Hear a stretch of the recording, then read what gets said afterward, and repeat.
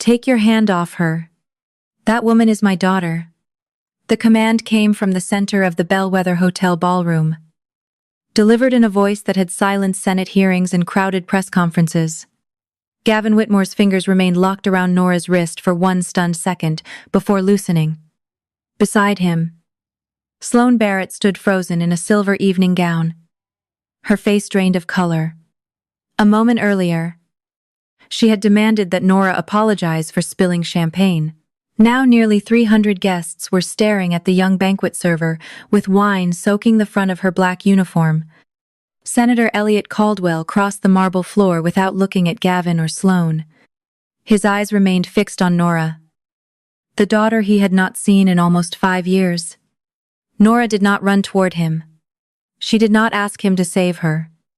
She simply pulled her wrist free and straightened her shoulders as the man she had married stared at her as if she had become a stranger. Until that moment, Gavin had believed his wife was an ordinary server from an ordinary family. A woman who depended on his paycheck and would tolerate anything rather than lose him. He had told her he was working late, brought his mistress to the very gala where Nora was serving drinks, and denied knowing her when they came face to face. But how had a woman carrying a champagne tray concealed a connection to one of the most powerful lawmakers in the country? And why had she chosen silence while her husband humiliated her? Before we uncover what happened in that ballroom, subscribe and tell us where you're watching from. The truth began 12 hours earlier, in a cramped apartment on Chicago's North Side.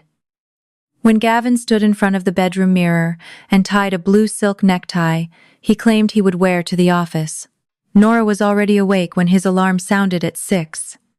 She had spent most of the night listening to the wind rattle the old window above their radiator, while Gavin slept with his back to her. By the time he entered the kitchen, she had packed his lunch and started coffee in the machine they had received as a wedding gift 3 years earlier. Gavin barely glanced at the container on the counter. He was studying messages on his cell phone, the brightness of the screen reflecting off his carefully shaved face. When Nora asked who was contacting him so early, he locked the phone and slipped it into his jacket.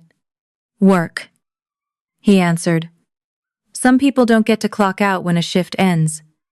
The comment was quiet, almost casual. But Nora recognized the contempt beneath it. Gavin had begun speaking that way after receiving his first promotion at Marlowe Healthcare, as though salaried employees belonged to a higher class of human beings than those who wore uniforms and punched time clocks. 4 years earlier, Gavin had not been ashamed of Nora's work. He had been grateful for it. They had met at a coffee shop near DePaul University when he was finishing his undergraduate business degree and she was studying accounting at a community college. Gavin had been charming, ambitious, and perpetually short of money. Nora had admired his determination because it resembled the quality she was trying to build in herself after leaving a life she no longer wanted. When Gavin was accepted into an accelerated MBA program, Nora postponed her own classes and took extra banquet shifts so he could reduce his student loans. She worked weddings, medical conferences, retirement dinners, and charity auctions, sometimes returning home after 2 in the morning with swollen feet. Gavin used to massage those feet while describing the house they would buy someday. He promised that once his career began, she would return to school. At the time, Nora believed sacrifice made love stronger. She had not understood that sacrifice without gratitude could slowly become permission. Gavin opened a kitchen cabinet, frowned at the lunch she had prepared, and said he would probably eat at the office. Nora watched him smooth the front of his shirt. It was new, pale bleu, and more expensive than anything he had worn before joining Marlowe. "I thought Fridays were casual," she said. Gavin's hand stopped briefly at his collar. He recovered with a shrug and explained that senior management would be visiting. Then he told her about an urgent marketing presentation that might keep him at work until midnight. "Don't wait up. And please don't keep calling," he added. "Sloane hates interruptions when we're working against a deadline." Nora knew Sloane Barrett was Gavin's supervisor, although she had never met her. For the past 3 months, Sloane's name had entered their apartment almost every evening. Sloane needed a revised report. Sloane had invited the team to dinner. Sloane believed Gavin had executive potential. Each mention carried an admiration Gavin no longer used when speaking about his wife. Nora poured coffee into a travel mug and noticed a faint streak of makeup on Gavin's collar. The color was too dark to be hers, and she had not worn lipstick in weeks. Before she could mention it, Gavin pulled on his jacket. A floral fragrance followed him across the kitchen, sweet and unfamiliar. Nora remembered smelling the same perfume in his car 2 nights earlier. He had blamed a coworker who borrowed the passenger seat during lunch, and she had chosen not to challenge him without proof. That morning, however, the explanation felt thinner.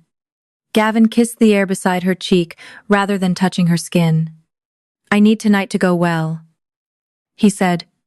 "A promotion could change everything for us." Nora wanted to ask whether us still meant the 2 people standing in that kitchen, but the question remained behind her teeth. Gavin picked up his car keys, left the lunch untouched, and closed the apartment door without saying goodbye. Silence settled over the kitchen. Nora washed the unused coffee cup and tried to dismiss the uneasiness tightening her chest. Suspicion, she knew, could make ordinary details look sinister. A stained collar did not prove an affair. A new fragrance could have come from an elevator. A distant kiss could be the result of stress. Yet when Nora entered the bedroom to change for work, she noticed the closet door was slightly open. A garment bag that had been hanging behind Gavin's winter coat was gone. She had seen the tuxedo inside it the previous weekend, still bearing the tailor's tag. Gavin had claimed it was for a company awards dinner the following month. Nora checked the laundry basket and the back of the closet, even though she already knew she would not find it. Her husband had left the apartment in office clothes while secretly carrying a tuxedo somewhere else. The discovery did not tell her where he was going, but it proved that his story about an ordinary late night at work was false. Nora sat on the edge of the bed with her phone in one hand. She could have called him immediately. She could have demanded an explanation or driven to Marlowe's downtown office during her break. Instead, she opened their joint banking app. Most transactions appeared normal until she found an $8.600 charge from a jewelry store on Michigan Avenue. It had been placed on a credit card Gavin rarely used, then partially covered by a transfer from the savings account they had built for Nora's return to college. When she had asked about the transfer 2 weeks earlier, Gavin said their car insurance had increased. The jewelry charge showed otherwise. Nora took screenshots and emailed them to an account Gavin did not know existed. Her hands trembled, but her thoughts became unexpectedly clear. If she confronted him now, he would invent another explanation and erase whatever evidence remained. Nora had spent years carrying trays through rooms where powerful people lied with perfect smiles. She had learned that silence could be weakness, but it could also be strategy. By 3 that afternoon, Nora had put on her pressed black slacks, white shirt, vest, and non-slip shoes. She tied her dark hair into a neat knot and studied herself in the bathroom mirror. The uniform made every banquet server look nearly identical, which was precisely why guests often spoke freely around them. Nora had heard business deals, marriage proposals, threats, and confessions while refilling water glasses. Most guests did not look at the person holding the pitcher. Gavin had recently developed the same blindness.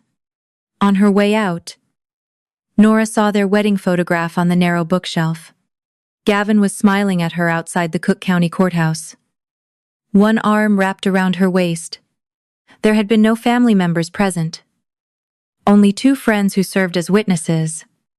Gavin believed Nora's father had disappeared from her life when she was young. Nora had allowed him to believe it because the truth belonged to a part of her past she was not ready to reopen. The Bellwether Hotel occupied a restored limestone building overlooking the Chicago River. Its ballroom had hosted governors, athletes, corporate founders, and celebrities. But Nora knew it from the service corridors hidden behind the gilded walls. She arrived through the employee entrance shortly before 4 and found Judith Kane reviewing seating charts with the banquet captains. Judith had managed events at the Bellwether for more than 20 years. She remembered every server's name, every dietary restriction, and every guest who had mistreated her staff. When Nora signed in, Judith handed her a floor assignment near the front tables. Bright Harbor changed the program, she explained. We have a last-minute security protocol for the keynote speaker. Stay alert. Keep the center aisle open. And don't approach, unless his detail clears you. Nora assumed the speaker was a cabinet official or governor until Judith turned the program over. Printed across the top was the name Senator Elliot Caldwell. The letters seemed to shift beneath Nora's eyes. She had not seen her father in person since the night they argued in his Washington townhouse. 3 months after her mother's funeral, Elliot had wanted Nora to join his campaign foundation and stand beside him at public events. Nora, raw with grief, accused him of turning every family moment into political theater. He accused her of running from responsibility. She left before sunrise, moved to Chicago, and began using her mother's maiden name, Bennett, in daily life. Elliot sent letters, birthday cards, and messages through his staff. But Nora returned, most of them unopened. She knew he remained one of the most recognizable lawmakers in Illinois.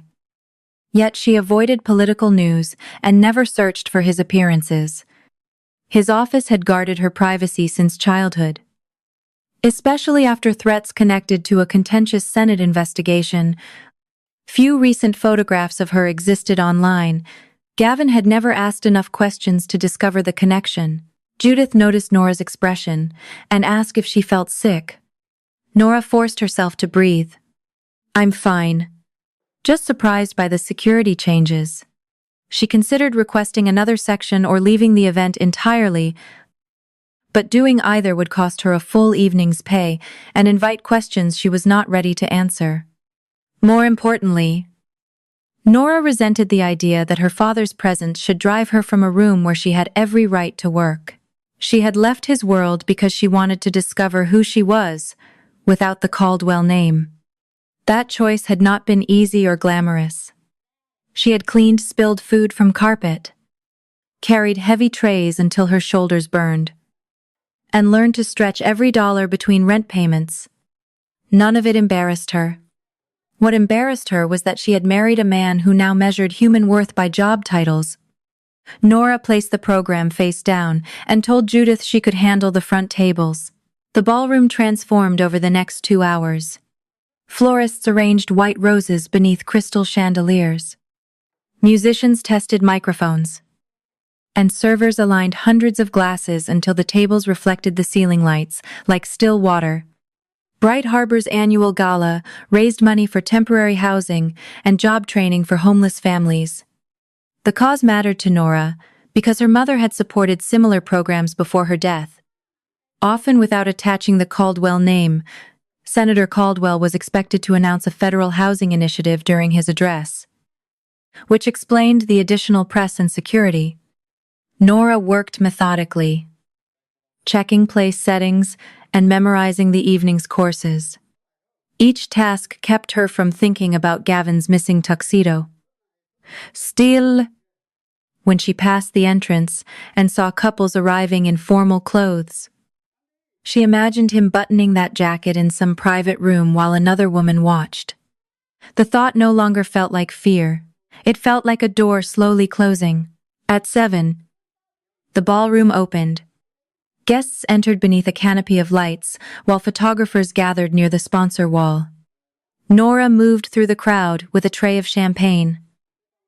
smiling when required and keeping her attention on the glassware.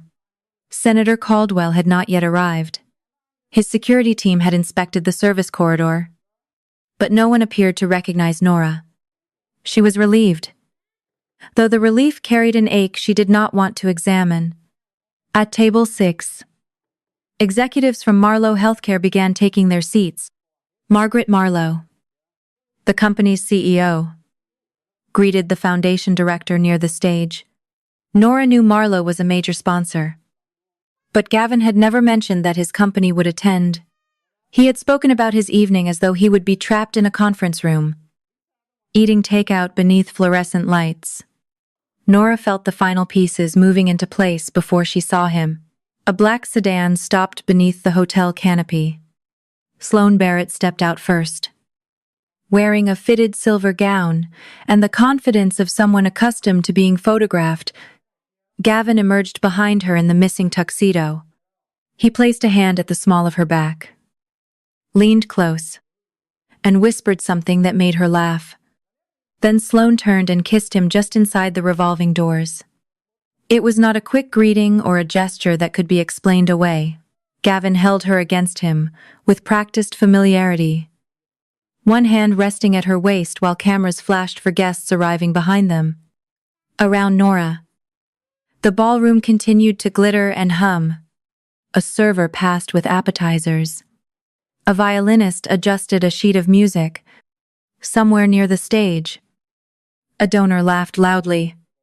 Nora stood perfectly still with 8 glasses balanced on her tray and watched the man she had supported through school kiss another woman as though his wife did not exist.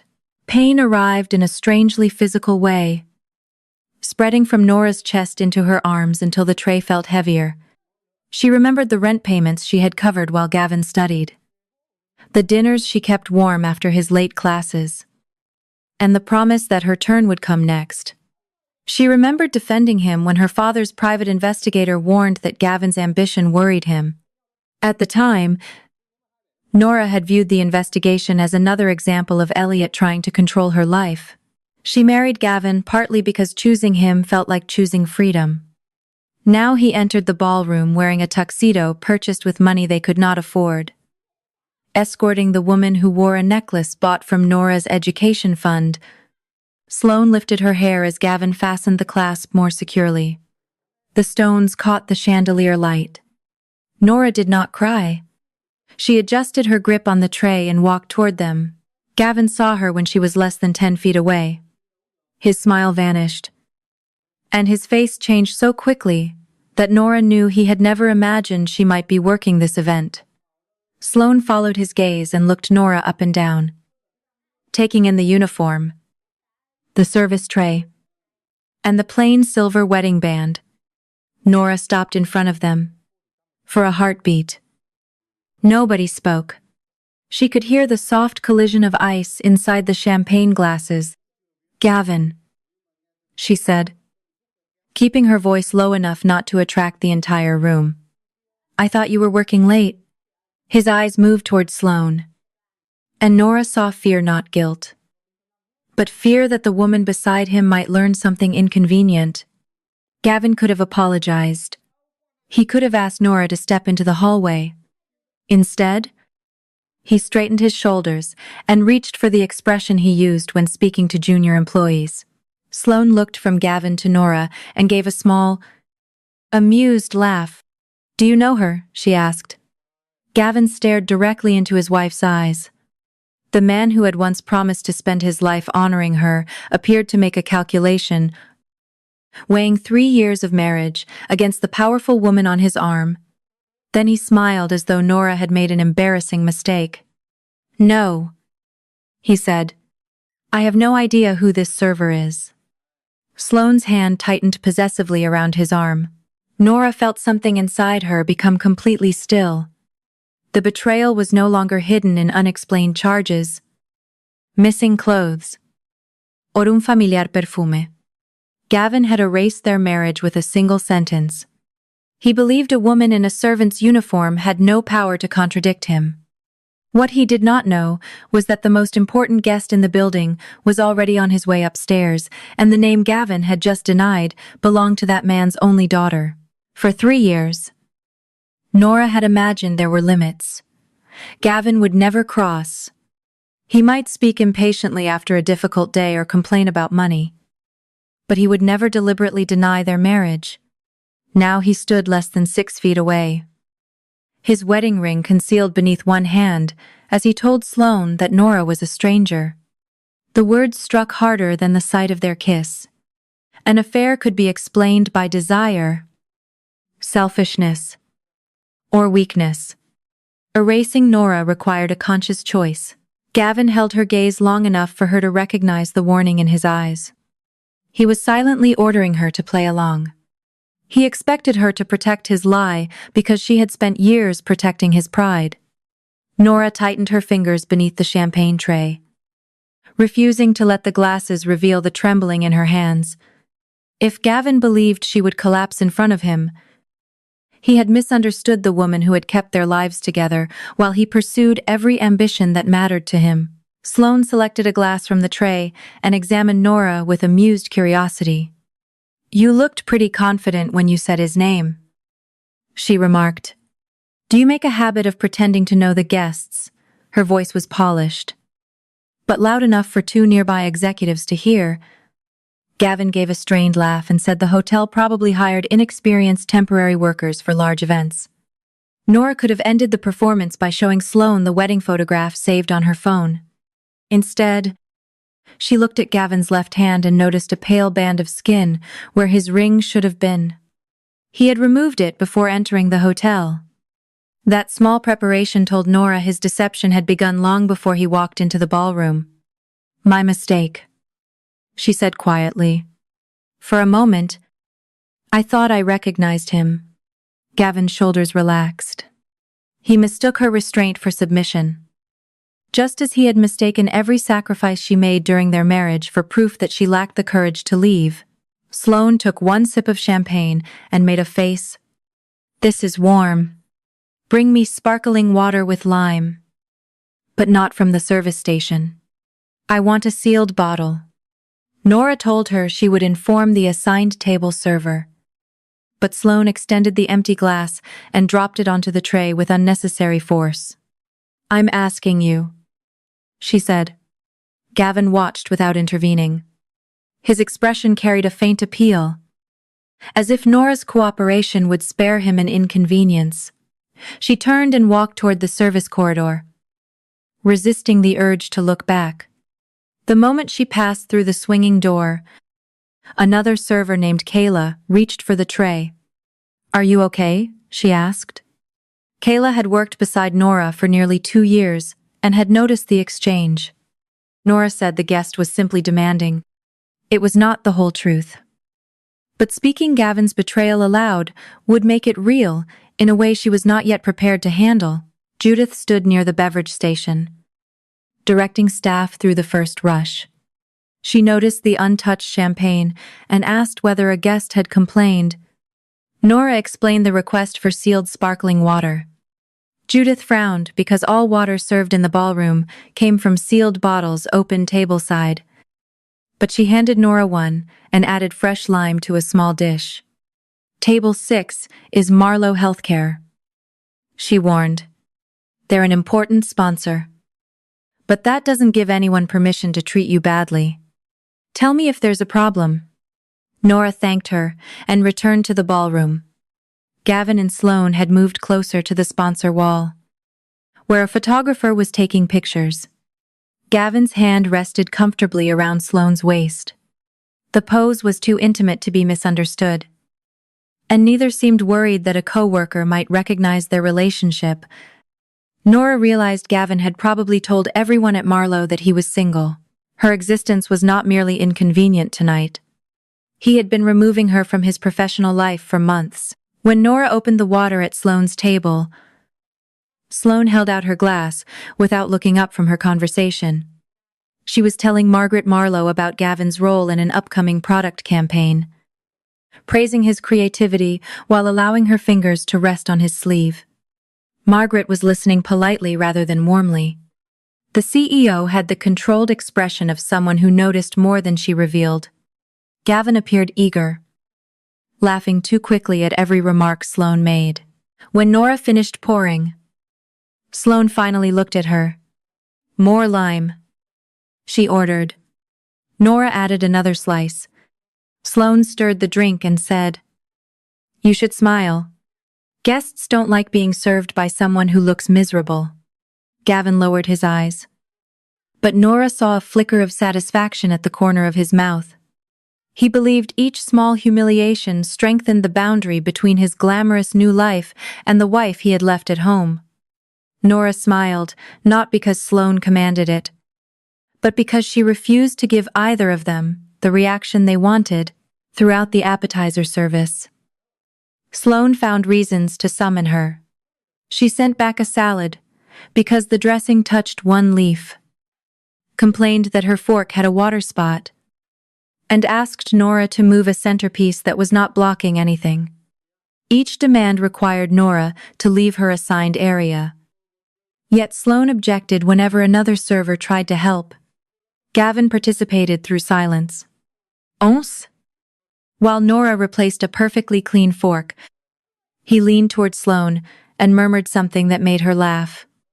"You're terrible," Sloane replied, touching his jaw. The guests beside them exchanged uncomfortable glances. Nora completed the task without looking at him. She understood what Sloane was doing. The woman did not simply want service, she wanted evidence that Gavin's wife could be placed beneath her. Gavin, desperate to belong beside Sloane, was willing to assist. Every time Nora returned to the table, another part of her marriage became easier to release. Near the end of the first course, Nora approached with a tray of empty plates and heard Sloane ask Gavin whether the situation at home had been resolved. Gavin checked that no one was paying attention before answering. "There's nothing to resolve. I told you. I live alone." Sloane reminded him that he had once mentioned a roommate. Gavin laughed and described Nora as a former acquaintance who had struggled financially and occasionally asked him for help. He transformed years of marriage into charity. He had supposedly offered an unfortunate woman. Nora stood behind a decorative column, unseen by them, but close enough to hear every word. Sloane asked whether the woman might cause trouble. Gavin assured her Nora had no connections, no money, and nowhere else to go. "She knows better than to interfere with my career," he said. Nora had never heard him speak about her with such contempt. Yet the certainty in his voice hurt almost as much as the lie. Gavin truly believed dependence had made her powerless. Nora carried the dishes into the service corridor and set them down before the pressure behind her ribs became unbearable. She went into the employee restroom, locked the door, and opened the banking app again. The jewelry purchase was only one of several transactions she had overlooked. There was a $1,900 charge from a luxury boutique, a $620 payment to a car service, and a reservation deposit at the Bellwether under Gavin's card.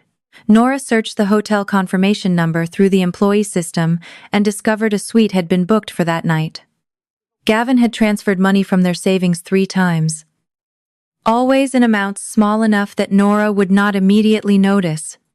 Together, the charges totaled more than $14. Ling ling ling. That money represented tuition, overtime, and postponed plans. Gavin had not only given another woman his affection, he had financed the betrayal with the future Nora had sacrificed to build. Her phone displayed a message from Gavin, sent less than a minute earlier. "Don't make a scene. We'll talk at home." A second message followed. "You could destroy the promotion I've worked for." There was no apology, no concern for what Nora had witnessed, and no acknowledgement that Sloane wore jewelry purchased with their money. Gavin's first instinct was to protect his advancement. Nora typed several responses and deleted each one. Finally, She sent only 4 words: "I am still working." She saved screenshots of the hotel booking and transfers, then forwarded them to the same private email account. When she stepped out of the restroom, she removed her wedding ring. The mark beneath it was pale against her skin. Nora placed the ring in the zippered pocket inside her vest. Not as a dramatic gesture, but as a decision. Gavin had denied their marriage in public. She would no longer wear its symbol, while serving him and his mistress. Back in the ballroom, the senator's advance team entered through a side door. 2 security agents inspected the path to the stage, while Elliot Caldwell's chief of staff, Nathan Cole, reviewed the schedule with Judith. Nora recognized Nathan immediately.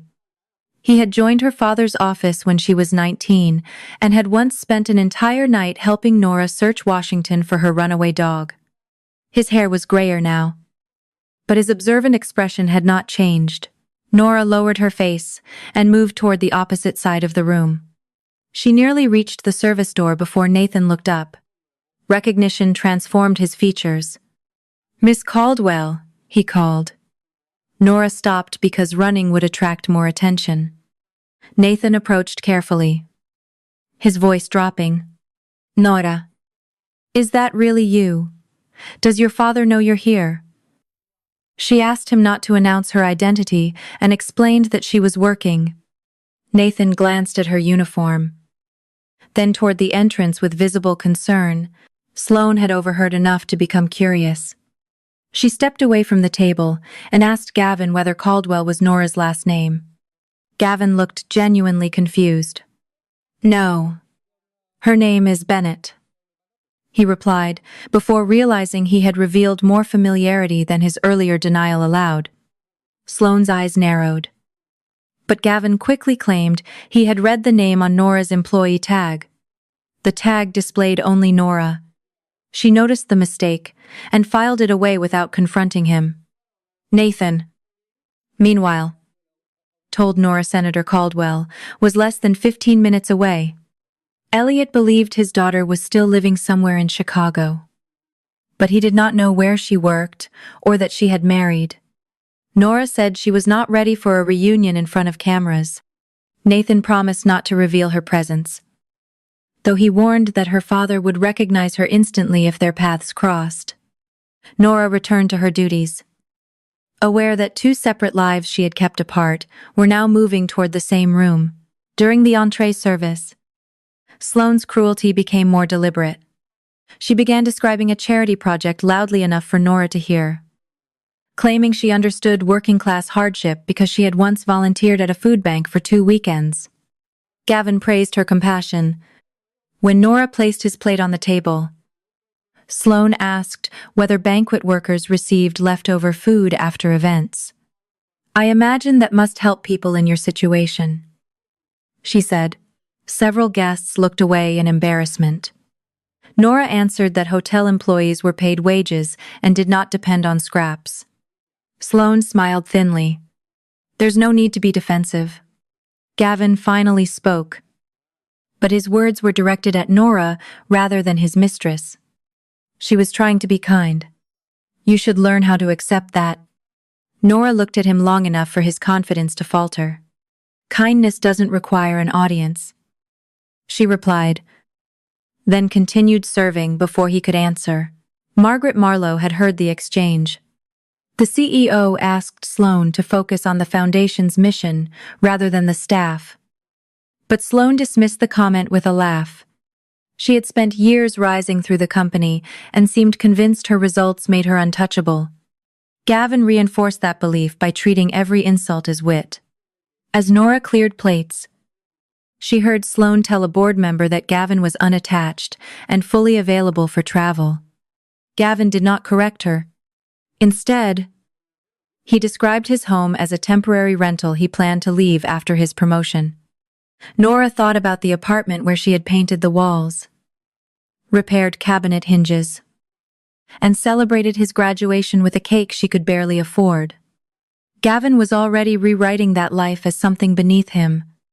The realization no longer made her want to beg for the truth. It made her wonder how quickly a divorce attorney could prevent him from draining the rest of their savings. The main course had just been served when Sloane lifted her wine glass and let it slip. Red wine spilled across the white tablecloth and splashed onto the front of Nora's uniform. The glass landed on the carpet without breaking. Sloane gasped theatrically, though the movement had been too controlled to be accidental. "Look what you made me do," she said.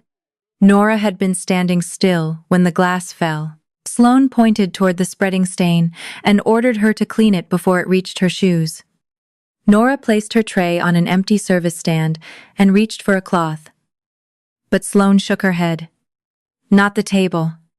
The floor. Get down and wipe it properly." Gavin watched his wife, with his jaw clenched. He knew Sloane was testing him, and he chose the person whose approval he wanted most. "Just take care of it," he told Nora. "That's what you're being paid to do." Nora looked from the wine on her shirt to the woman wearing her stolen future around her neck. Then she picked up the fallen glass, placed it on the table, and signaled another employee to bring the proper cleaning equipment. "Hotel policy doesn't allow staff to kneel beneath occupied tables," she said. "The area will be cleaned safely." Sloane's smile disappeared. She accused Nora of insubordination and demanded her supervisor. Judith arrived within moments. Having already observed part of the incident from across the ballroom, Sloane insisted Nora had been rude, careless, and possibly intoxicated. Judith examined the spill, spoke briefly with two nearby servers, and informed Sloane that Nora had followed procedure. She also warned that deliberately interfering with staff could result in removal from the event. Gavin laughed in disbelief. "You would throw out a corporate sponsor over a waitress." Judith's expression hardened. "I would remove any guest who harasses an employee after being warned." The possibility of public embarrassment frightened Gavin more than the warning itself. He asked Nora to follow him into the service hallway, claiming they needed to discuss her conduct. Nora refused until Judith instructed another server to cover her section for 5 minutes. Once the ballroom doors closed behind them, Gavin abandoned his polished expression. He demanded to know why Nora had accepted a shift at his company's gala without telling him. Nora reminded him that he had never mentioned the gala at all. Gavin paced beside a stack of folded chairs and blamed her for creating an impossible situation. "Sloane can change my life," he said. "Do you understand what a promotion under her could mean?" Nora asked whether it meant enough to deny his wife and spend her tuition money on another woman. Gavin's face tightened. He did not ask how she discovered the charges. He simply told her they could replace the money after his promotion. Nora asked how long the affair had been happening. Gavin claimed it was not an affair because his marriage had been emotionally over for months, though he had never said those words to Nora before that evening. He accused her of lacking ambition and complained that coming home to a wife in a server's uniform made him feel trapped in a life he had outgrown. Nora listened without interrupting. The man in front of her was no longer pretending. He believed her labor had been useful when it supported him, but shameful now that he wanted a wealthier audience. "You didn't outgrow me," she said. "You used me as a ladder and became embarrassed when people could see what you climbed on." Gavin stepped closer and lowered his voice. He warned that if she exposed their marriage, he would move out immediately and leave her responsible for the rent. Nora told him the threat no longer frightened her. They returned to the ballroom separately. Sloane was waiting beside Judith, demanding Nora's immediate dismissal. She claimed Nora had followed her from another event and invented a relationship with Gavin. Gavin supported the story, saying the server appeared emotionally unstable. Judith looked at Nora, giving her an opportunity to respond. Nora could have shown the messages on her phone or produced the wedding ring from her pocket. Before she could speak, Sloane ordered her to apologize publicly and leave through the employee entrance. Nora refused. "I will apologize for a mistake I make," she said. But I will not apologize because you expected me to accept humiliation. Sloane reached toward Nora's vest, apparently trying to seize the phone visible inside the pocket. Nora stepped back. Gavin moved between them, grabbed his wife's wrist, and told her to stop causing trouble before she destroyed everything he had worked for. The music faded as nearby guests noticed the confrontation. Gavin tightened his grip when Nora tried to pull away. Judith ordered him to release her, but he insisted he was only preventing an unstable employee from attacking Sloane. At that moment, the ballroom doors opened behind him. Security agents entered first, followed by Nathan Cole and Senator Elliot Caldwell. Elliot had been smiling toward the foundation director, but his expression changed when he saw the woman in the stained uniform. His gaze moved from Nora's face to Gavin's hand around her wrist. The senator stopped in the center aisle. Gavin, unaware of the identity of the man approaching him, leaned closer to Nora and hissed that she would apologize before the night was over. Then a familiar voice cut through the room, calm enough to be more frightening than a shout. "Take your hand off her." Gavin released Nora's wrist as if the voice behind him had carried an electric charge. He turned slowly and found Senator Elliot Caldwell standing at the edge of the crowded aisle, flanked by Nathan Cole and two members of his security detail. The senator's face held none of the practiced warmth he used before cameras. His attention remained fixed on the red marks forming around Nora's wrist. Gavin stepped backward, suddenly aware of how the scene appeared: a banquet server in a stained uniform, an angry man towering over her, and dozens of witnesses watching from their tables. Senator Caldwell. He stammered. "There's been a misunderstanding." Elliot did not acknowledge him. He walked directly to Nora and stopped an arm's length away. For the first time in nearly 5 years, father and daughter stood face to face. Nora saw new lines around his eyes and more gray in his hair. Elliot saw the wedding band missing from her finger and pain she was determined not to display. "Are you hurt?" he asked. The question was quiet, but the ballroom had become so still that guests near the stage could hear it. Nora told him she was fine. Elliot looked again at Gavin, then at Sloane, who had moved closer to Margaret Marlowe as though proximity to the CEO might protect her. "Who put their hands on you?" he asked. Gavin raised both palms and insisted he had only been preventing Nora from creating a disturbance. Elliot's gaze hardened. "You were holding my daughter after she told you to release her." The word daughter traveled across the ballroom in a ripple. Guests whispered to one another. A photographer near the sponsor wall lowered his camera, uncertain whether taking a picture would create a security problem. Sloane's mouth opened, but no sound emerged. Gavin stared at Nora with the same disbelief he had shown when she first called his name. Except the balance of power had reversed completely. Nora felt every eye move toward her. She had spent years avoiding precisely this moment, the instant her own identity disappeared beneath her father's title. Until now, she had been the server who followed procedure while 2 guests mistreated her. With one sentence, Elliot had transformed her into a political revelation. Nora understood why he had spoken. He was a father, seeing someone grip his daughter's wrist, not a senator planning a public announcement. Even so? She wished he had asked, before exposing the secret she had protected for so long. "Dad," she said, the unfamiliar word catching in her throat. "Please let me handle this." Elliot's expression shifted. The anger did not vanish, but grief entered beside it. He had probably imagined their reunion hundreds of times. None of those versions would have placed Nora beneath a chandelier with wine on her uniform and strangers recording the moment on their cell phones. Gavin looked from Elliot to Nora, searching for some visible proof of their connection. He found it in the shape of their eyes and the way both became still rather than loud when angry. "Your father," he repeated. "You told me your father wasn't in your life." Nora reminded him that absence and death were not the same thing. Gavin's shock quickly turned into calculation. His eyes moved toward the Senate pin on Elliot's lapel. The security detail.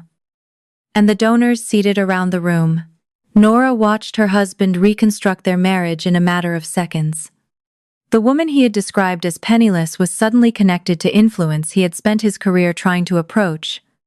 His posture softened. "Nora. Honey. I didn't know you were working tonight," he said, abandoning his claim that she was a stranger. "If you had told me, none of this would have happened." The shamelessness of the reversal drew audible murmurs from nearby guests. Elliot caught the contradiction immediately. "A moment ago, you said you didn't know her." Gavin forced a nervous smile and explained that he had been trying to protect Nora's privacy. According to his new version, Nora became emotional after seeing him attend a professional event with his supervisor, and he had denied their marriage to prevent a public argument. Sloane recovered enough to support him. She described Gavin as a valued employee and claimed their physical closeness had been misinterpreted. "This is a corporate function," she said. "Gavin came as part of my team." Nora looked at the hand. Sloane still rested possessively on his arm. The lipstick on Gavin's mouth had faded, but a trace remained near the corner. Nora could have described the kiss at the entrance. She did not need to. Several guests had seen it, and the Bellwether's lobby contained more cameras than either of them seemed to remember. Margaret Marlowe stepped away from Sloane, putting a deliberate distance between them. "Mr. Whitmore is not on the approved executive guest list," she said. "He was registered as your personal guest." Sloane's face tightened. She insisted the distinction was administrative and irrelevant. Margaret disagreed. As CEO, she knew the difference between an employee attending on assignment and a supervisor bringing a subordinate as a date. Gavin began to speak, but Nora interrupted him for the first time. "He isn't unattached," she said. Her voice carried clearly without becoming loud. "Gavin Whitmore is my husband. We were married at the Cook County Courthouse 3 years ago." She turned toward Sloane. "He left our apartment this morning and told me he would be working until midnight. The tuxedo he's wearing was hidden in our closet. The necklace around your neck was purchased with money taken from our joint savings." Sloane touched the necklace instinctively. The gesture drew every nearby gaze toward it. She claimed Gavin had told her it was a company-approved gift connected to a new client campaign.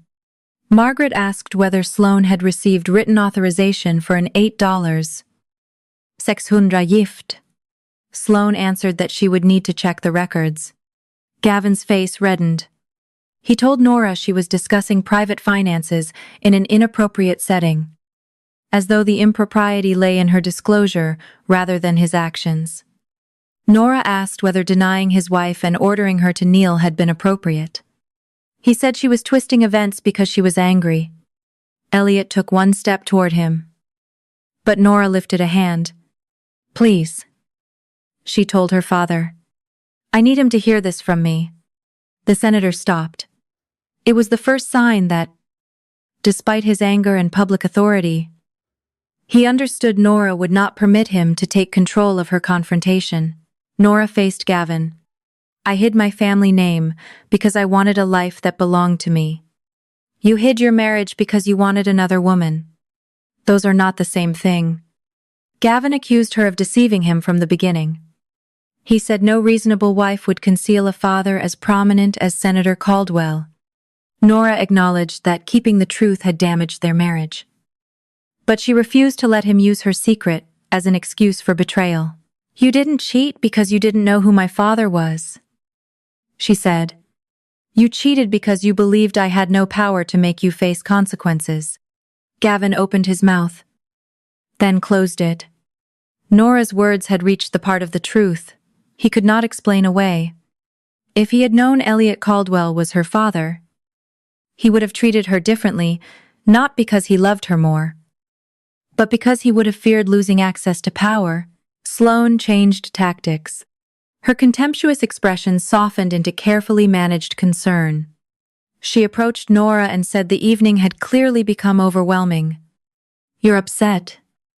"And understandably so," she began. "But Gavin told me your marriage was over. If he lied to both of us, then we should address that privately."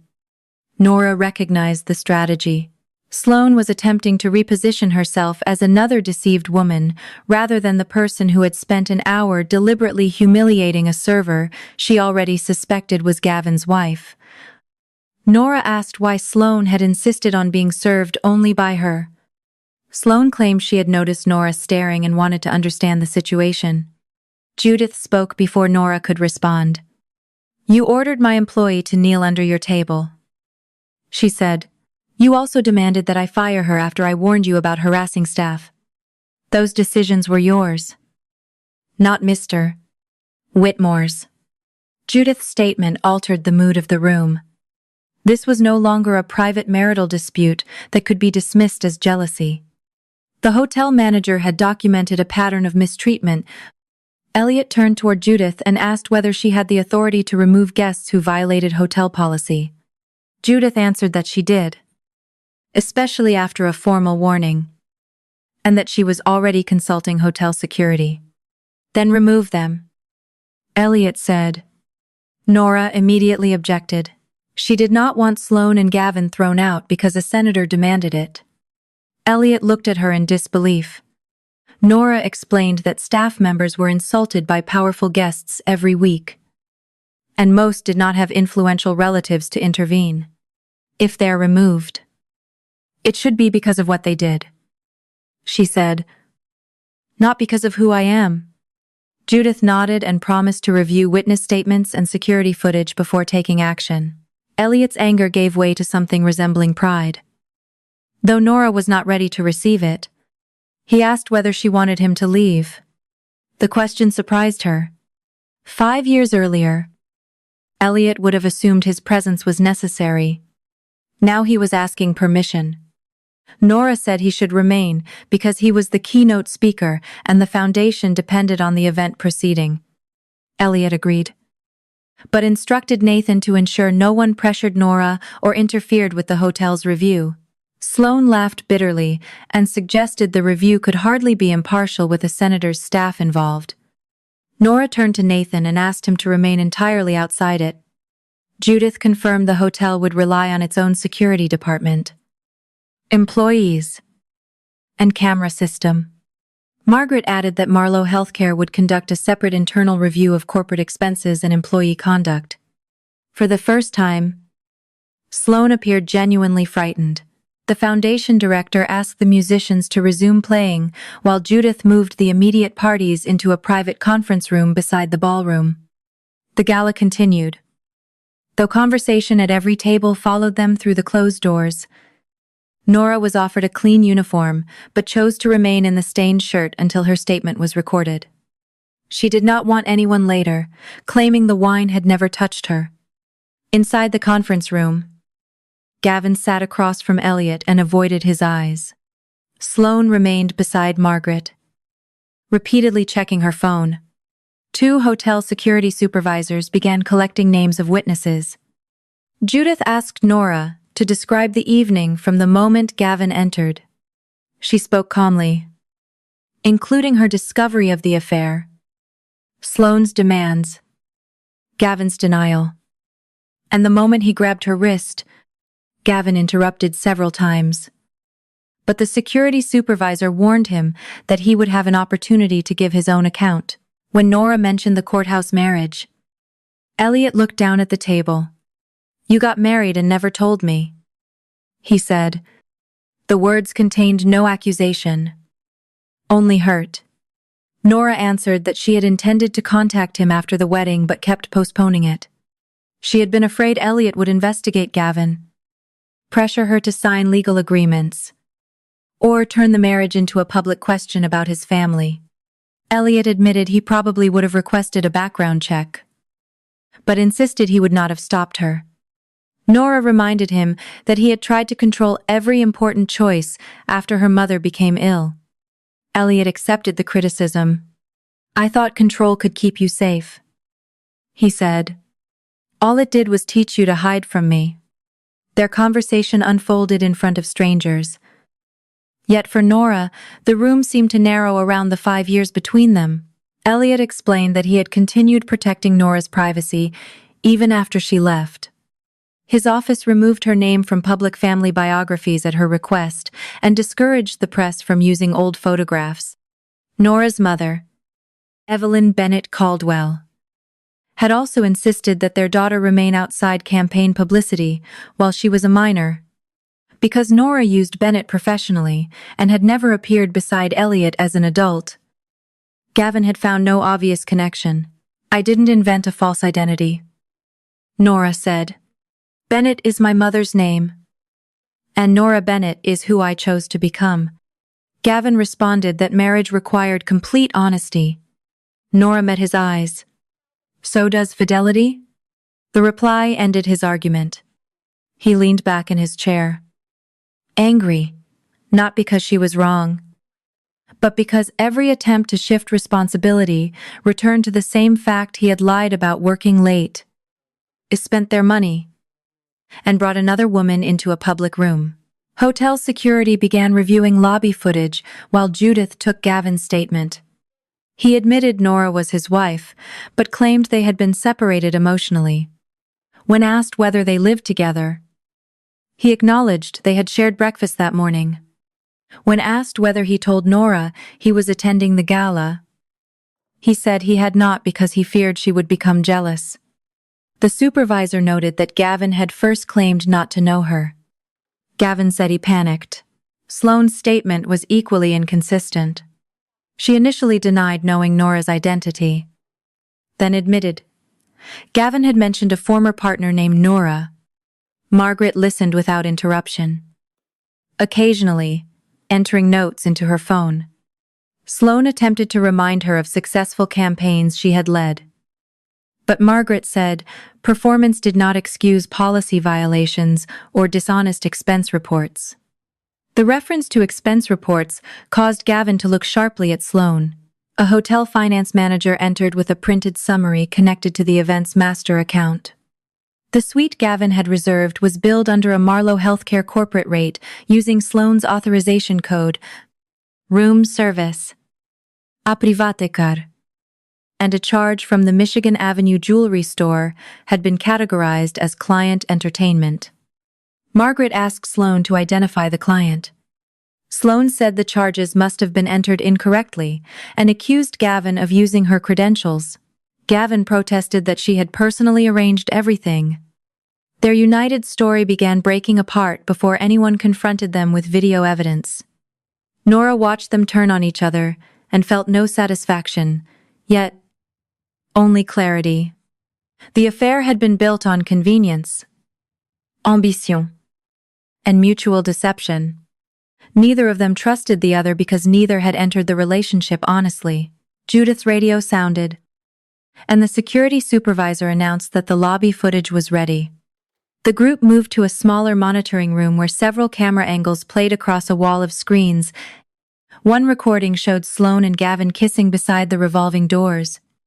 Another captured Gavin placing his hand on her lower back as they posed for photographs. Ballroom footage showed Sloane repeatedly summoning Nora, dropping the wine glass with a deliberate movement, and pointing toward the floor. The audio was limited, but the physical actions contradicted every claim of innocent misunderstanding. Finally, the camera outside the service corridor showed Gavin blocking Nora's path, stepping into her space, and later grabbing her wrist after she moved away. Elliot watched without speaking. The muscles in his jaw tightened. But he allowed the hotel officials to continue their work. Margaret's phone rang before the final recording ended. Her corporate finance director had completed an emergency review of Sloane's account. More than $47. 0 inches questionable charges had been submitted over 6 months. Many approved through projects supervised by Gavin. Several hotel stays matched nights when Gavin had told Nora he was working late. The jewelry purchase was only the most recent expense. Margaret ended the call and looked at Sloane with undisguised disappointment. "Your corporate card is frozen effective immediately," she said. "You and Mr. Whitmore are suspended pending a formal investigation." Sloane's composure broke. She reached toward the printed statements, but Margaret pulled them away. Gavin stared at Nora as if expecting her to rescue him from the collapse he had created. Nora met his gaze without moving. The truth was now larger than their marriage. And the most damaging evidence had not come from her powerful father. It had come from the choices Gavin and Sloane believed no one important would ever notice. Margaret Marlowe placed her phone face down on the monitoring desk and repeated the decision in a tone that allowed no negotiation. Sloane and Gavin were suspended immediately. Their access to company systems would be disabled, and neither could represent Marlowe Healthcare for the remainder of the gala. Sloane objected that Margaret was reacting to an emotional family dispute rather than verified misconduct. Margaret pointed toward the screens, where the lobby kiss and the deliberate wine spill remained frozen in separate frames. "The company's financial records are verified," she said. "So is the footage? What remains under investigation is the extent of the misconduct, not whether it occurred." Gavin asked whether his promotion was still under consideration. The question was so disconnected from the gravity of the situation that even Sloane stared at him. Margaret answered that there would be no promotion while he was suspended for dishonest expenses, false time records, and a concealed relationship with his direct supervisor. Gavin turned toward Sloane as though she could correct Margaret's decision. "Tell her. The charges were part of the campaign," he demanded. "You said the company allows executive entertainment." Sloane stepped away from him. She claimed Gavin had access to her authorization code because he prepared expense reports for the communications department. According to her, he must have used the code without permission to impress Nora or another woman. Gavin's disbelief quickly became panic. He reminded Sloane that she had personally selected the suite, the car, and the necklace. Sloane denied each statement. The more urgently Gavin tried to prove their affair, the more clearly he demonstrated his own misconduct. Nora watched from beside Judith, recognizing a pattern she had once been too close to see. Gavin had always assumed affection, created obligation. He expected Nora to protect him because she was his wife. And now he expected Sloane to protect him because she had called him special. Neither relationship had taught him to accept responsibility. Margaret asked Gavin to provide any messages, showing Sloane had authorized the expenses. He unlocked his phone with shaking fingers. The conversation contained months of affectionate messages, hotel arrangements, and promises that Gavin would soon join the executive team. Sloane attempted to stop him, but he read several messages aloud. In one, she wrote that their new life would begin after the Bright Harbor Gala. In another, she promised he would never again need to return to his little apartment and little wife. Gavin found the language as if it proved devotion. Margaret saw something different, a supervisor encouraging a subordinate to conceal expenses and violate company policy. Nora heard Sloane describe her as little and felt no anger. The word revealed more about the person who wrote it than the woman it targeted. Sloane needed other people to appear small because she had built her confidence on status rather than character. As Gavin continued scrolling, Margaret asked Sloane a question that silenced him. "When did you end your engagement to Caleb Renner?" Sloane's expression changed, but only for a second. She said the engagement had been over privately for months. Margaret replied that Caleb had attended a board dinner 3 nights earlier and introduced Sloane as his fiancé. He was the son of one of Marlowe's largest private investors, and Margaret had personally seen the wedding announcement his family planned to release after the holidays. Gavin stared at Sloane. She had told him Caleb was an obsessive former boyfriend who refused to accept their breakup. Margaret's information suggested the opposite. Sloane had maintained her engagement while telling Gavin she was building a future with him. "You said you took off the ring because you chose me," Gavin whispered. Sloane responded that her relationship with Caleb was complicated and none of Margaret's business. The hotel finance manager added another detail. The sedan that brought Sloane and Gavin to the Bellwether had been reserved under an account belonging to Renner Capital. Sloane had used her fiancé's family car service to arrive at the gala with another man. Margaret understood the purpose before Gavin did. Several photographers connected to Chicago society publications had been stationed at the entrance. Sloane had made sure they captured her kissing Gavin beneath the sponsor wall. She had not arrived carelessly. She wanted the images to circulate. Whether she hoped to punish Caleb, force him to announce their engagement, or renegotiate her position in the relationship, Gavin had been used as a visible substitute. He had destroyed his marriage for a woman who considered him useful enough to photograph but not important enough to acknowledge. Nora felt no desire to soften the realization. Gavin had treated her with the same cruelty because he believed Sloane's attention elevated him. Gavin asked Sloane directly whether she had ever intended to marry him. For the first time that evening, she stopped pretending to care about his feelings. "You were never supposed to become this complicated," she said. "You were fun, available, and desperate to be noticed. That was the arrangement." Gavin reminded her that he was married when they met, making the word available an obvious lie. Sloane laughed without humor. "You denied your wife the second I asked who she was? Don't stand there and lecture me about loyalty." Her statement struck with brutal accuracy. Gavin looked toward Nora, perhaps hoping she would reject Sloane's judgment, even after everything he had done. Nora remained silent. Sloane had manipulated him, but she had not forced him to lie at breakfast, hide a tuxedo, drain their savings, or hold his wife's wrist. The affair had exposed his character. It had not created it. Judith returned from a conversation with the Bellwether's director of security.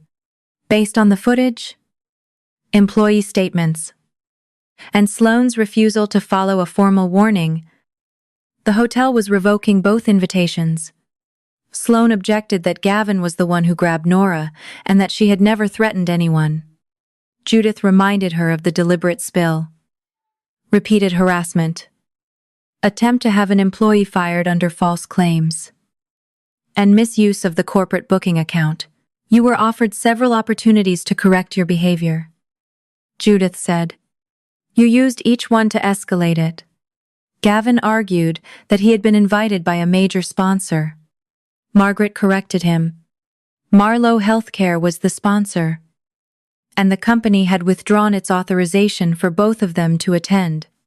Judith offered a discreet exit through a private elevator if they cooperated. The option would have allowed them to avoid most guests and cameras. Sloane refused. "My purse is still at the table, and that necklace belongs to me," she declared. Margaret informed her that the necklace had been purchased with company funds and would need to be surrendered for the investigation. Sloane touched the stones around her throat and accused Margaret of humiliating her to impress Senator Caldwell. Margaret's patience ended. "The senator has not spoken to me about your employment," she said. "Your own records did that." She asked hotel security to escort Sloane to retrieve her personal belongings while ensuring no documents or company property were removed. Gavin attempted to follow, but Nora stopped him before he reached the door. She told him they needed to discuss the apartment and their bank account in the presence of attorneys, not in a ballroom hallway. Gavin lowered his voice and said they could still repair the marriage if she helped him keep his job. His first proposal for reconciliation sounded like another business transaction. Gavin insisted the affair had meant nothing once he realized Sloane had deceived him. Nora asked whether it meant nothing when he kissed her at the entrance, bought her jewelry, or told his wife to kneel. He claimed he had panicked because Sloane controlled his promotion. Nora reminded him that he could have walked away at any point. "You saw me holding a tray and decided I was safe to humiliate," she said. If my father hadn't walked into this hotel, you would have gone upstairs with her and returned home tomorrow with another lie. Gavin flinched because there was no answer that could change the truth. He apologized for denying her, then immediately accused her of hiding a family connection that could have transformed his career. "Do you know what I could have accomplished if you had introduced me to him?" he asked. Nora finally understood that Gavin regretted losing access to Elliot more than losing her.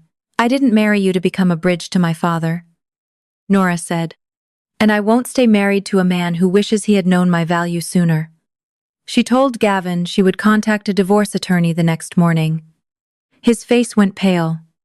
He warned that divorce would be expensive and claimed Nora could not afford legal representation on a server's wages. Elliot moved as though he intended to intervene. But Nora answered first. She had maintained a separate account, possessed copies of the withdrawals, and knew Illinois law did not allow Gavin to hide or waste marital assets without consequence. Her accounting education had been paused, not erased.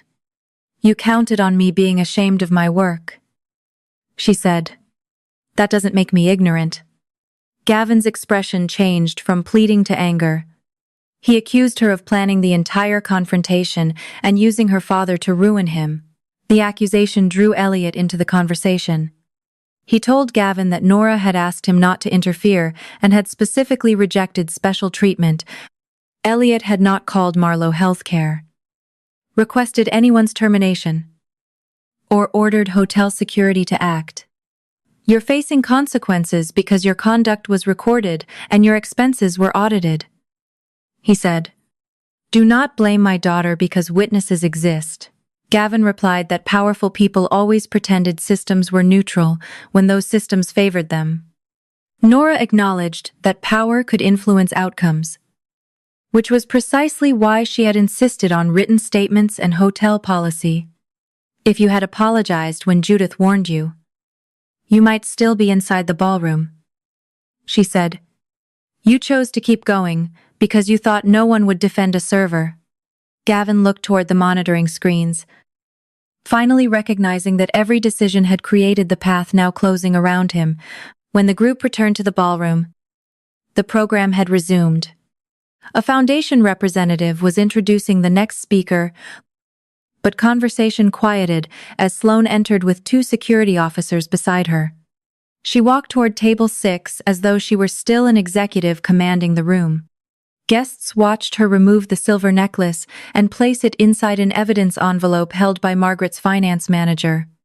The loss of the jewelry seemed to affect her more than the suspension. She gathered her purse, then noticed several people recording her with their phones. "Stop filming," she demanded. No one obeyed. Gavin remained near the doorway, unwilling to cross the room under the same scrutiny. Nora stepped behind the service station to retrieve her jacket and personal belongings, believing the confrontation was nearly over. Sloane saw her and abruptly changed direction. Sloane approached Nora with her hand extended. "Give me your phone," she ordered. Nora asked why. Sloane claimed Nora had illegally photographed confidential financial records and intended to leak them to the press. Nora had photographed only her personal banking transactions. But Sloane did not believe her. She reached toward the pocket inside Nora's vest. Nora moved back and told her not to touch her. Judith stepped between them. Sloane insisted she had a right to protect her reputation and attempted to move around the manager. A security officer blocked her path. Gavin, seeing another opportunity to blame his wife, announced that Nora had been collecting information all evening. Margaret replied that the questionable charges came from the company's finance system, not Nora's phone. Sloane continued shouting until the foundation speaker stopped at the microphone and the entire ballroom turned toward them. Judith gave Sloane one final instruction to leave voluntarily. Sloane refused and accused the hotel of discriminating against her because Nora belonged to a political family. Nora removed her phone, unlocked it, and held the screen where Judith and Margaret could see. The saved images showed only joint bank statements. Gavin's messages, and the hotel reservation paid from marital funds. Nora then placed the phone back in her pocket. "You aren't being removed because of my father," she told Sloane. "You're being removed because you mistreated someone you believed had no one important behind her. The mistake wasn't choosing the wrong victim. The mistake was believing any worker deserved that treatment." Several servers standing near the ballroom wall exchanged quiet looks. Nora's statement reached beyond her personal betrayal, giving language to indignities they had learned to endure without witnesses. Sloane's face twisted with anger. She called Nora a hypocrite for working as a server while secretly possessing wealth and influence. Nora answered that honest work did not become a disguise simply because her father held office. She had earned every paycheck and accepted the same responsibilities as the rest of the staff. Elliot remained near the stage, allowing his daughter to speak for herself. Gavin interrupted to claim Nora had deliberately tested him by pretending to be poor. She looked at him with final disappointment. "Love isn't a test. You pass only when you know the prize," she said. "You were kind when you needed me. You became cruel when you thought you no longer did."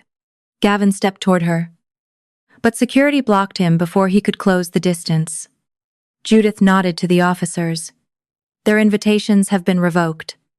Escort both guests from the property." One officer positioned himself beside Sloane, while another directed Gavin toward the main entrance. Judith had offered them a private exit earlier. After their refusal and continued disruption, that option was withdrawn. They would leave through the same lobby where they had posed for photographs. Sloane demanded her coat, and a staff member brought it without allowing her to return to the table. Gavin looked around the ballroom for an ally, but his colleagues avoided his gaze. Margaret stood beside table 6 with her arms folded, making it clear the company would not protect him. As the officers guided them down the center aisle, guests moved their chairs aside. No one applauded, but the silence carried its own judgment. Gavin had entered the room imagining himself beside a powerful executive. He left as a suspended employee, following the woman who had just admitted he was never part of her future. At the ballroom doors, Gavin stopped and looked back at Nora. He called her name with an intimacy he had denied less than 2 hours earlier. Nora did not move toward him. She stood in her stained uniform beside Judith, not beside the senator. Gavin asked for 5 minutes alone, promising to explain everything. Nora replied that she had already heard enough explanations. When he refused to continue walking, the security officer warned that remaining after his invitation had been revoked would constitute trespassing. Gavin finally moved. Sloane attempted to hide her face from the photographers in the lobby, but the same cameras she had invited to capture her entrance now documented her removal. The revolving doors pushed them out into the cold Chicago night, where the black sedan that had brought them was no longer waiting. Sloane immediately called the car service, only to learn that the Renner account had canceled her return reservation. Seconds later, a dark SUV pulled to the curb. Caleb Renner sat in the back seat, but did not get out. The window lowered just enough for him to speak. He told Sloane his family had seen the photographs she arranged and that their engagement announcement would not be happening. Sloane hurried toward the vehicle, insisting she could explain. Caleb replied that making him jealous had been childish. Using his family's account to finance the stunt had been fraudulent. He instructed the driver to leave. The SUV pulled away, leaving Sloane standing beside Gavin beneath the hotel canopy. She turned on him as though he were responsible for every consequence. "Don't call me," she said. "You've already caused enough damage." Gavin watched Sloane walk toward the sidewalk, struggling to order a rideshare while reporters called questions from behind the hotel barriers. He was left without his wife, his promised promotion, or the woman who had convinced him those losses were worthwhile. When he tried to re-enter the lobby, the doorman blocked him and explained that hotel management had prohibited his return. Through the glass, Gavin could see Nora speaking with Elliot near the ballroom entrance. The senator offered his daughter an arm. But Nora did not take it. She stood independently, listening, while her father spoke. Gavin placed one hand against the cold glass, perhaps seeing for the first time the life he had discarded. Inside, Nora turned away without noticing him. Being escorted from the party was only the first consequence. By morning, Gavin would discover that the home he expected to return to and the woman he assumed would forgive him were no longer waiting. After Gavin disappeared beyond the revolving doors, the Bright Harbor Gala continued with a careful return to music and speeches. Nora changed into a clean uniform, but Judith refused to let her resume serving. The marks around her wrist had darkened, and the manager wanted them photographed for the incident report. Elliot remained nearby without directing the process. When he asked where Nora planned to spend the night, she admitted the apartment was still legally shared with Gavin. Elliot offered his Chicago residence, but Nora was not ready to walk from one painful dependency into another, even temporarily. Judith arranged an employee rate room at the Bellwether and sent 2 staff members to Nora's apartment to collect clothes and medication before Gavin could return. Nora accepted because the choice came through workplace policy rather than political privilege. That distinction mattered to her, even if few people around her understood why. Shortly after midnight, Nora stood alone in a hotel room overlooking the river. Her belongings fit inside one suitcase brought from the apartment she had spent 3 years making into a home. On the desk lay her wedding ring, the photographs of her injured wrist, and printed copies of the bank transactions. Her cell phone showed 23 missed calls from Gavin. The first messages were angry, accusing her of humiliating him and hiding information that could have advanced his career. Later messages became apologetic. By midnight, he was promising counseling, repayment, and complete honesty. Nora read them in order and recognized the pattern. Gavin's remorse grew in direct proportion to what he had lost. None of the messages asked whether she was frightened when he held her wrist. None mentioned the years she had worked to support him. He apologized for the consequences, not the choices that created them. Elliot called once rather than repeatedly. He said Nathan had arranged for a family law attorney to be available if Nora wanted assistance, but made clear she was free to choose someone else. 5 years earlier, he would have sent the attorney without asking.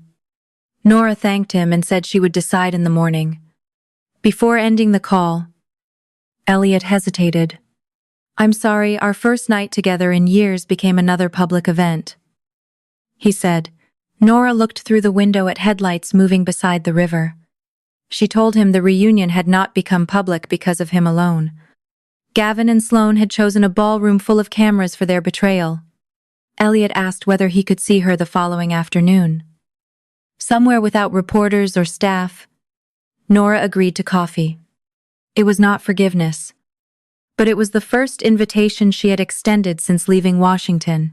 The next morning, Nora met with attorney Rachel Kim, a Chicago family law specialist whose office regularly handled cases involving concealed assets and marital debt. Rachel explained that Nora could redirect her paycheck to a separate account and request temporary restrictions, preventing either spouse from draining the remaining joint funds. The hotel charges, jewelry purchase, and repeated transfers could be treated as dissipation of marital assets if Gavin had spent money on the affair after the marriage had begun breaking down. Nora provided screenshots, statements, and Gavin's messages.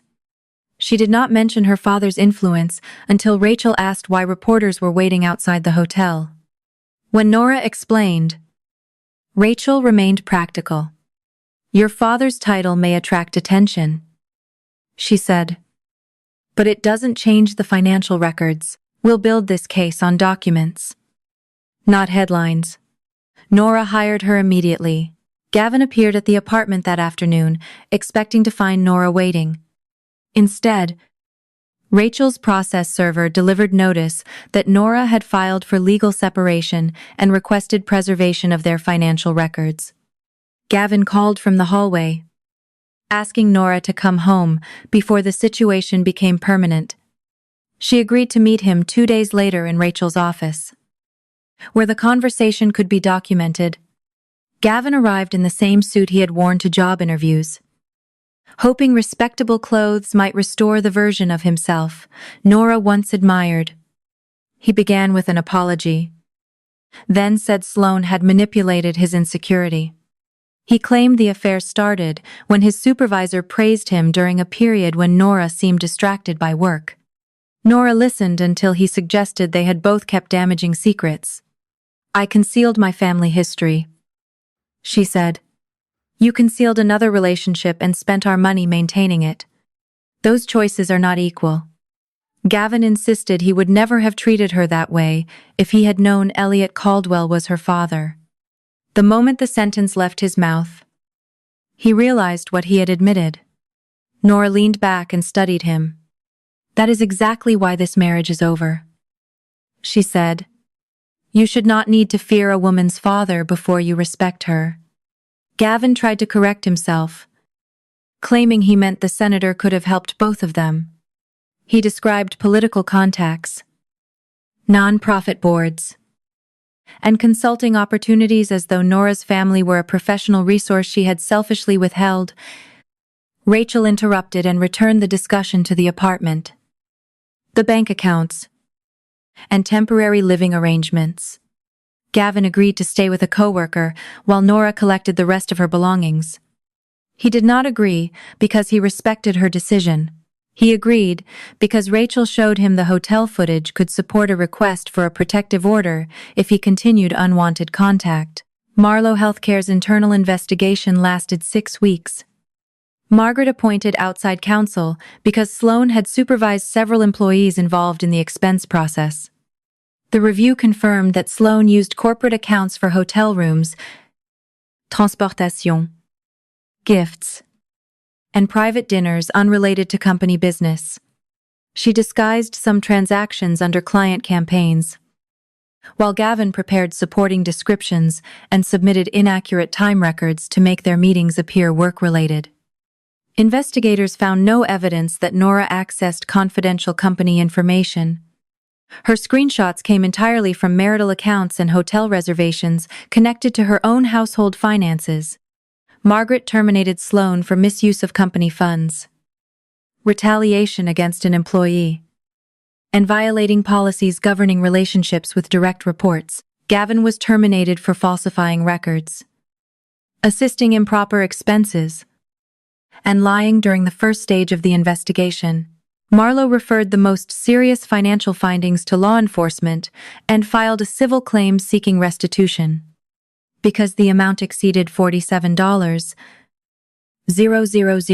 and involved electronically submitted records, prosecutors charged Sloane and Gavin with theft and fraud-related offenses under Illinois law.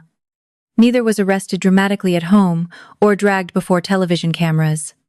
They appeared with attorneys, entered not guilty pleas, and spent months negotiating the consequences of evidence they could not easily dispute.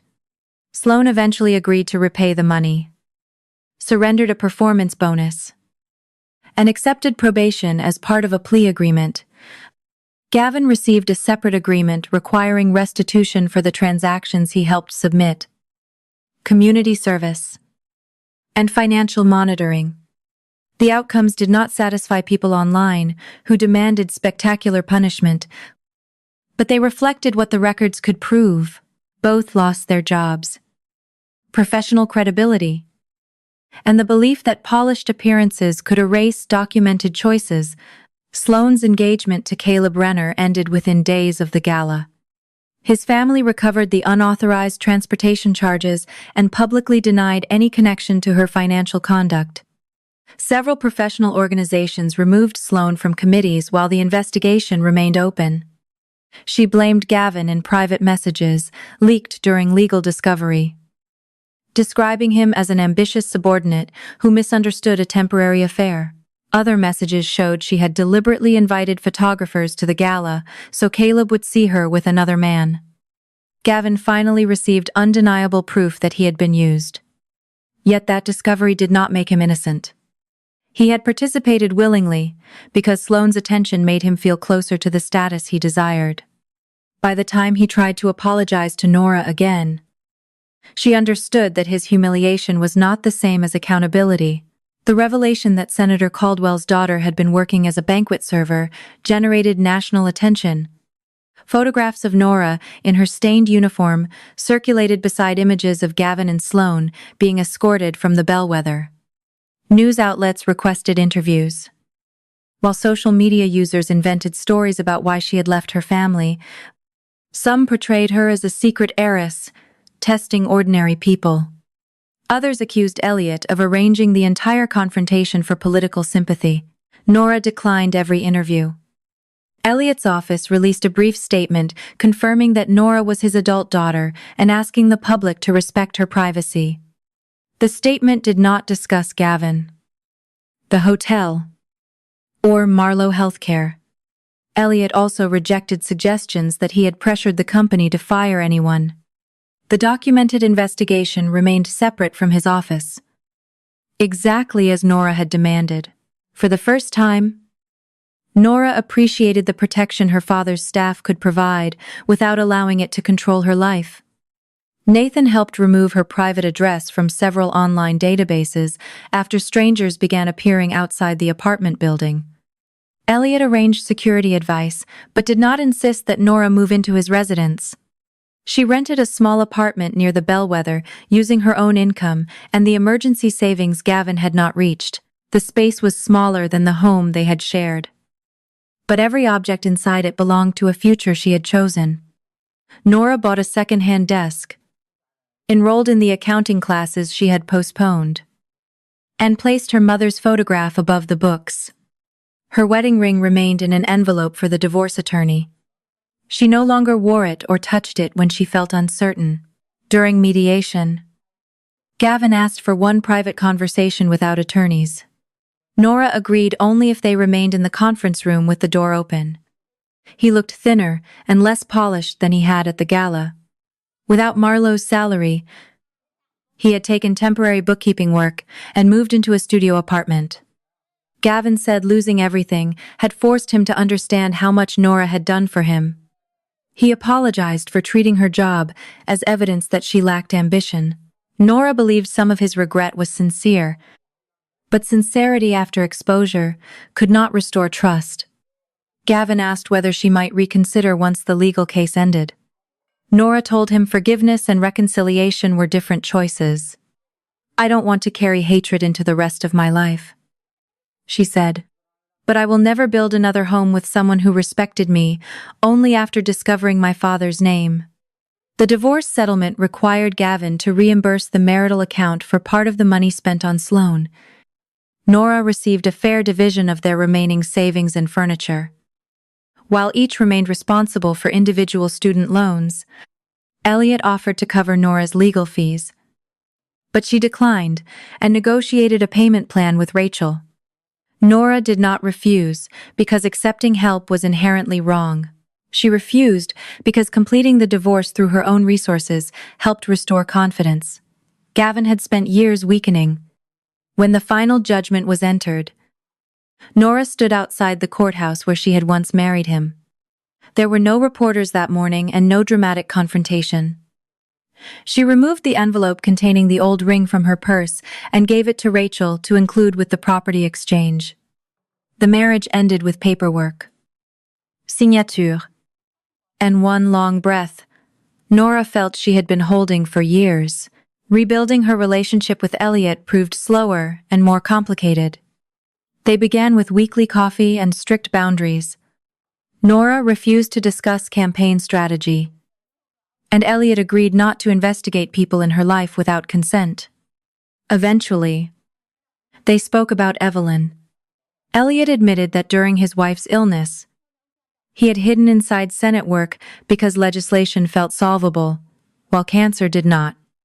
Nora had interpreted his absence as indifference. Elliot had interpreted her anger as rejection. Neither version contained the whole truth. One afternoon, he brought Nora a box of letters. Her mother had written, but never mailed. Evelyn had described her hope that Nora would build a life defined neither by political power nor rebellion against it. Reading the letters allowed Nora to see that accepting her family did not require surrendering her independence. Elliot also apologized for treating Nora's adulthood as a public relations problem after Evelyn's death. He admitted he had expected his daughter to appear at events because voters responded well to family images. Nora explained that working at the bellwether had offered something political life, never did clear responsibilities, honest wages, and relationships unaffected by her last name. Elliot did not romanticize the hardship. He asked whether she needed financial support, but accepted her answer when she declined. Instead, he began visiting her apartment for dinner when the Senate schedule brought him home. He ate takeout at her second-hand table and helped repair a loose cabinet door. Badly, but enthusiastically. Their relationship became less impressive from the outside and more genuine within it. Nora discovered that power was not the only thing her father carried. He also carried regret and a sincere desire to change. At the bellwether, Judith welcomed Nora back after a short leave. Some guests recognized her, but Judith instructed staff to treat her exactly as before. Nora continued serving banquets while taking evening classes. The hotel's tuition assistance program covered part of her accounting coursework after she met the required employment period. Nora completed the credits she had abandoned and earned an associate degree the following spring. She then applied for an opening in the Bellwether's event finance department. Judith did not sit on the hiring committee, and Elliot's office had no involvement. Nora earned the position by identifying billing errors during a practical assessment and explaining how poor expense controls could harm both a hotel and its clients. Her experience at the gala gave weight to the answer, but her skills secured the job. As an event finance coordinator, Nora worked behind the scenes to reconcile vendor contracts, sponsor payments, payroll, and charitable donations. She still helped banquet staff when an event became busy, and she never allowed executives to describe servers as unskilled. Nora introduced a reporting system that allowed employees to document guest harassment without risking immediate retaliation. The policy did not eliminate cruel behavior, but it gave workers a record and managers a clear process for responding. Judith told her the system might be the most important result of everything that happened. Nora agreed. She could not change the night Gavin denied her, but she could make it harder for another worker's dignity to depend on having a famous father enter at the correct moment. 1 year after the confrontation, Bright Harbor returned to the Bellwether for its annual gala. Nora arrived through the employee entrance as usual, though she now wore a navy business suit and carried a tablet instead of a champagne tray. She reviewed donation totals, confirmed the auction payments, and checked every staffing break before guests entered. Margaret Marlowe attended with a new compliance team and personally thanked Nora for cooperating with the investigation. Neither Gavin nor Sloan was mentioned in the program. Their absence no longer felt like victory to Nora. The victory was the room itself, servers, working without fear, money reaching the families it was meant to support, and Nora standing in a position she had earned rather than inherited. Elliot took the stage near the end of the evening. He had asked Nora's permission before, including her in his remarks. Instead of introducing her as the daughter of a United States senator, he described the Bellwether employee who had helped strengthen protections for service workers and improve accountability in charitable events. When he finally said Nora's name, the applause came from co-workers who knew her long before the public did. Nora stood beside Judith, feeling no need to hide and no desire to move closer to the cameras. Her father's power had once silenced a ballroom, but it had not rebuilt her life. She had done that through evidence, boundaries, education, and the courage to leave someone who valued status more than love. A family name could open doors or frighten enemies, but dignity came from knowing which doors to close and refusing to kneel before anyone who believed honest work made her less worthy.